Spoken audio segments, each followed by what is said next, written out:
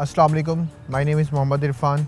आज इस वीडियो का जो मकसद है वो बेसिकली आपको अपडेट करना है कि रियल एस्टेट के अंदर इन्वेस्टमेंट को कैसे शुरू किया जाए। देखें, आप रियल एस्टेट के अंदर अगर इन्वेस्टमेंट करना चाह रहे हैं तो आप कहीं भी किसी भी बिज़नेस में इन्वेस्टमेंट करना चाहते हैं तो दो ऑप्शन होती हैं कि या तो आपके पास वाफर पैसा होता है, आप अपनी इन्वेस्टमेंट करते हैं और अपने पैसे से अपनी चीज़ों को एंजॉय करते हैं और अपने प्रॉफिट्स को एंजॉय करते हैं और अपने एक लॉन्ग टर्म विजन की तरफ चले जाते हैं। सेकंड ये है कि ना विजन है ना पैसा है, तो फिर किस तरह जाया जाए।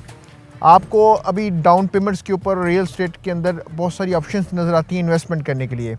देखिए, बजाय इसके कि जब आप पैसा लगाएं और वाफिर मिकदार में पैसा लगाएं, तो उससे पहले अगर आप इनिशियल स्टेजेस में किसी और मार्केट में काम कर रहे थे और आप रियल एस्टेट की मार्केट में आकर इन्वेस्टमेंट करना चाह रहे हैं तो छोटी सी इन्वेस्टमेंट से शुरू करें।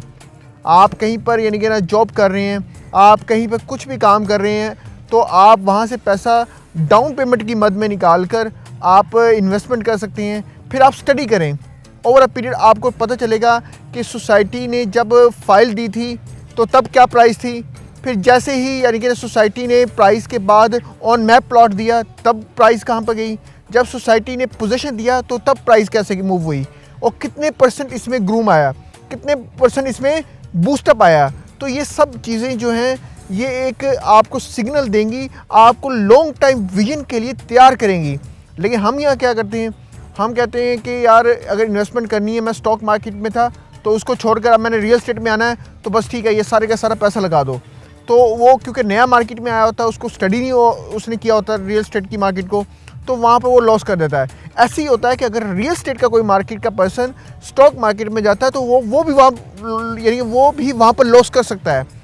तो अब ये क्या रीज़न है, यानी कि इसका मतलब स्मॉल इन्वेस्टमेंट से स्टार्ट करें और स्मॉल इन्वेस्टमेंट से चीज़ों को मैच्योर होता हुआ देखें, फिर उसको स्टडी करें कि चीज़ें कहाँ पर कैसे कैसे मैच्योर हुई थी और कहाँ पर मेरा बेनिफिट जो है वो मल्टीप्लाई होना शुरू हो चुका था।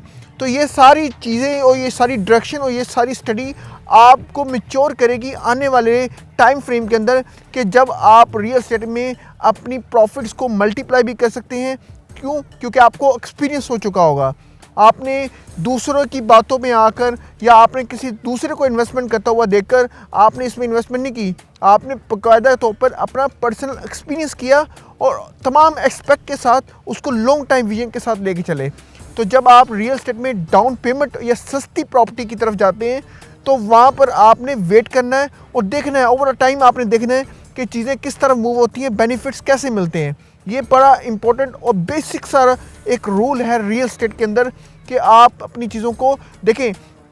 कोई भी इंसान आता है तो बड़ी इन्वेस्टमेंट्स के साथ आप किसी भी जगह पर नहीं जा सकते। आप पहले अपने एक्सपीरियंस को गेन करते हैं, अपनी नॉलेज को गेन करते हैं, फिर आप उस प्रोजेक्ट के अंदर और उस मार्केट के अंदर कदम रखते हैं और फिर आपको लॉस नहीं होते। हमारे लॉस के चांसेस होते कब हैं कि जब हम विदाउट कोई एक्सपीरियंस और विदाउट नॉलेज हम उस मार्केट के अंदर इन होते हैं और हम कहते हैं कि सट्टेबाजी का काम कर रहे होते हैं और सट्टेबाजी हमें लॉस देती है। इसी मार्केट के अंदर कोई लॉसेस कर रहा है, इसी मार्केट के अंदर कोई प्रॉफिट कमा रहा है। तो ये क्या रीज़न है? तो इससे ये चीज़ वाज़ेह होती है कि किसी मार्केट के अंदर कोई अर्न कर रहा है और कोई लॉस कर रहा है तो वो है सिर्फ़ और सिर्फ उसका नॉलेज और उसका एक्सपीरियंस और उसने की हुई जो एक छोटी छोटी इन्वेस्टमेंट थी, उसने उसको क्या सबक दिया, आज वो उससे सीख कर अपने आप को इम्प्रूव करता है।